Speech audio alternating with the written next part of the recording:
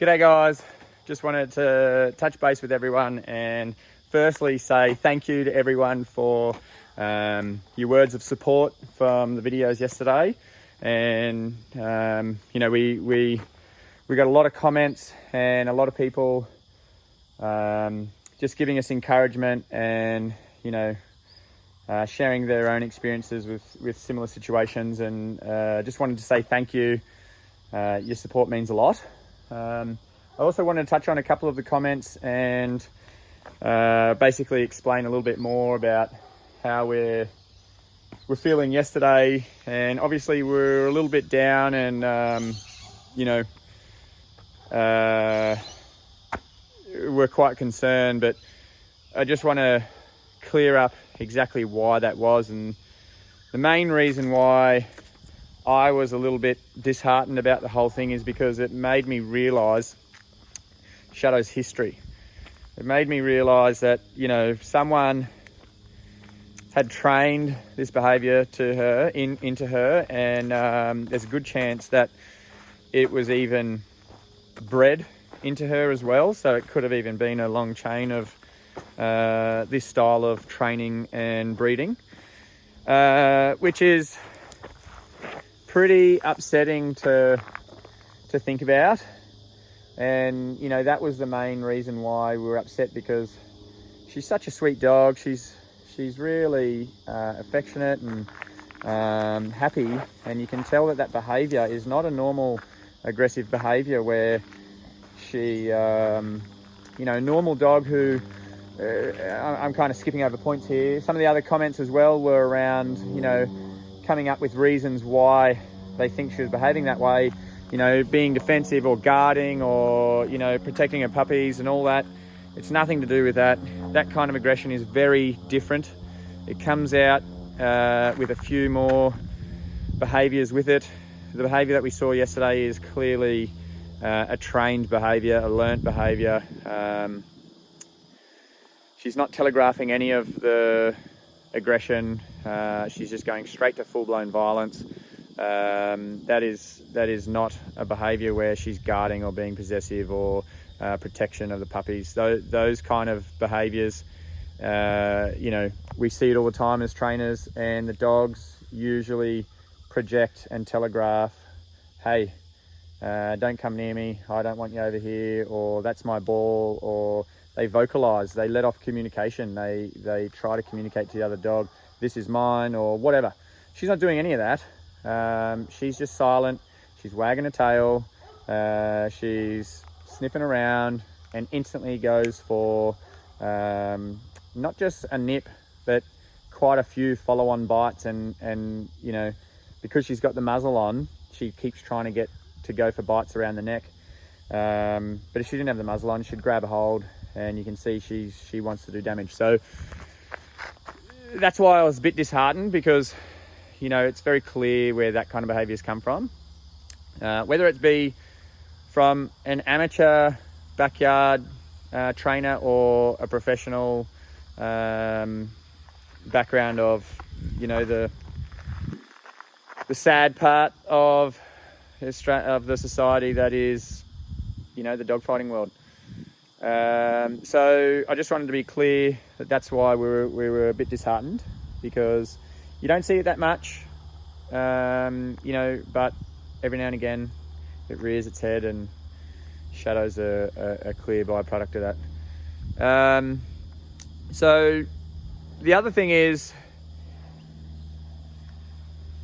we know exactly what to do to help her through this and to help rehabilitate this Shadow from this. But the problem there is that once she's at the point that she is, we can still progress her to a point where she can live a normal life with the right owner. But I don't want to put, unrealistic expectations on her by expecting her to become a part of the daycare, because that's a whole new level above that as well. More so, I know that this style of training or this style of rehabilitation recovery is a significant amount of time. And what I mean by that is she's going to progress very quickly for the first couple of months, and she's going to become very knowledgeable and understand the language very clearly. And we're going to be able to move forward quite quickly on that.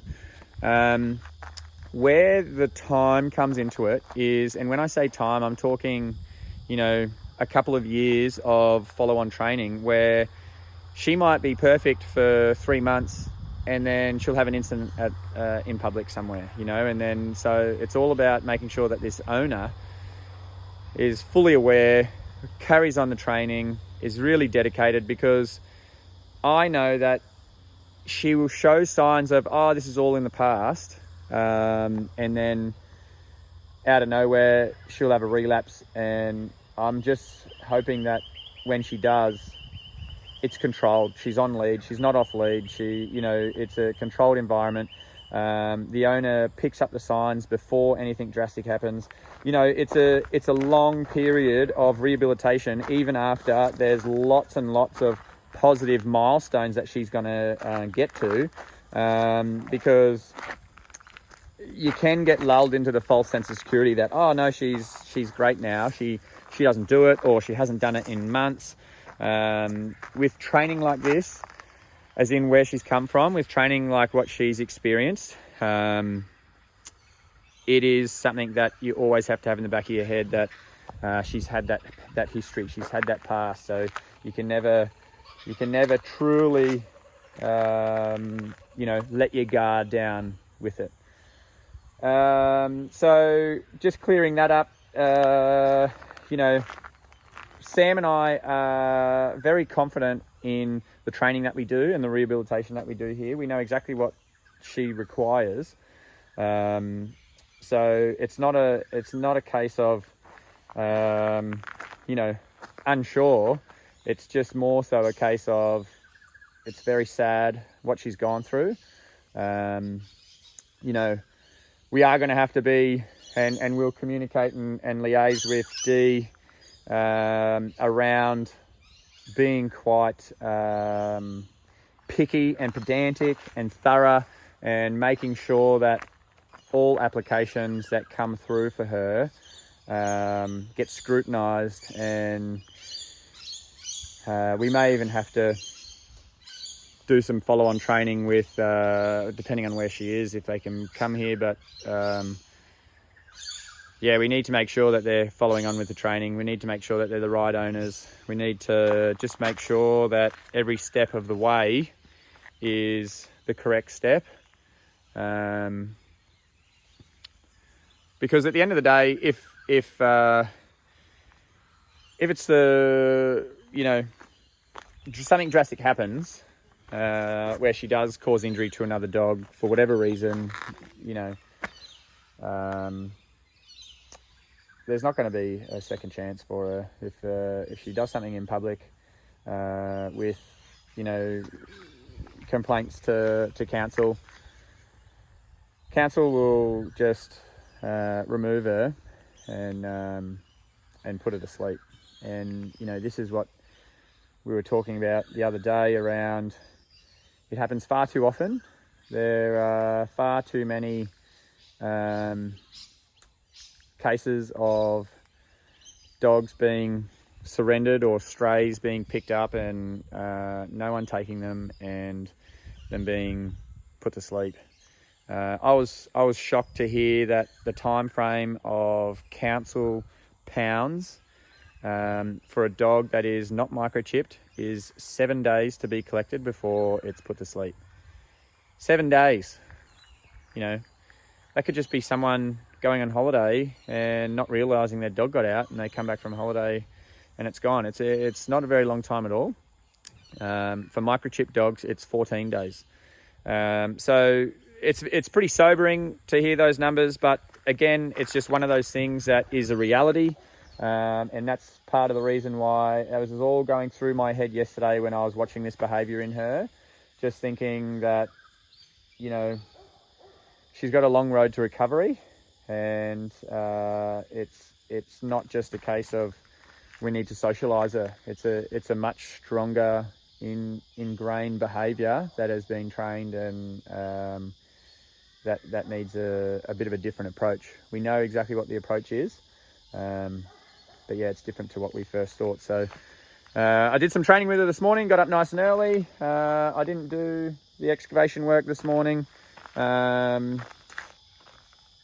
because I don't know if Sam's going to show you this video, but Barney took his nappy off in the middle of the night, and we've upped his food, and so because he was so skinny, and we could see the trails of everywhere he's been. He's just, poor guy's just leaking out everywhere.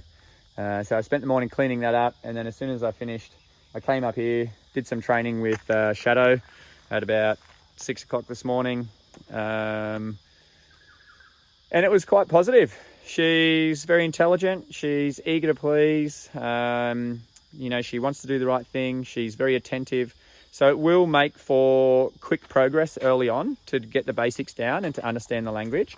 But the long haul is, you know, when you go to a bit more freedom in the training where it is off lead, it's at a distance, you know, so for the first 2 months, we're going to see quite a bit of progress as far as her performance goes.